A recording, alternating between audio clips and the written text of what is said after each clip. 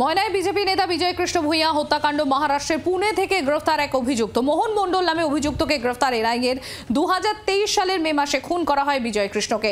ঘটনার তদন্তভার যায় এনআইএর হাতে।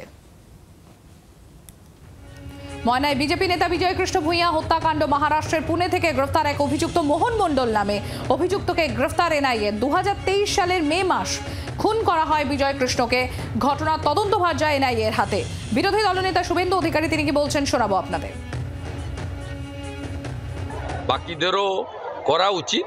আমরা বর্ডার এলাকায় দাঁড়িয়ে আছি, এনআইএরও অ্যাক্টিভ হওয়া উচিত। এখানে বেছে বেছে যারা ধর্মীয় উৎপীড়নের কারণে হিন্দুরা চলে আসছে তাদেরকে গাংনাপুর, হাঁসখালি, রানাঘাট থানা গ্রেপ্তার করে রানাঘাট জেলে রাখছে। অথচ যে সমস্ত রোহিঙ্গা মুসলমানরা এখানে আসছে তাদেরকে এখানকার পুলিশ এবং সরকার শেল্টার দিচ্ছে।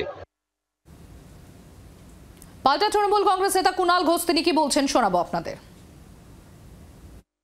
এটা বিজেপি রাজনৈতিক প্রতিহিংসায় ব্যবহার করছে এবং যেহেতু এলাকায় বিজেপির কোনো সংগঠন নেই বা বিজেপি জনবিচ্ছিন্ন, ফলে তৃণমূলকে দুর্বল করার জন্য বেছে বেছে তৃণমূল কর্মীদের নাম দিয়ে এনআইএ এর হাতে কেস তুলে দিয়ে তাদেরকে দিয়ে ডাকা, অ্যারেস্ট করা, হ্যারাস করা, ভয় দেখানো, বন্দি করে রাখা, এলাকা ত্রাস সৃষ্টি করা, এইগুলো বিজেপি এগুলো করাচ্ছে।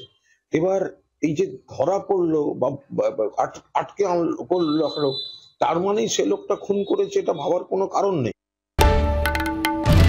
বাংলার আওয়াজ, বাঙালির আবেগ, জি 24 ঘন্টা।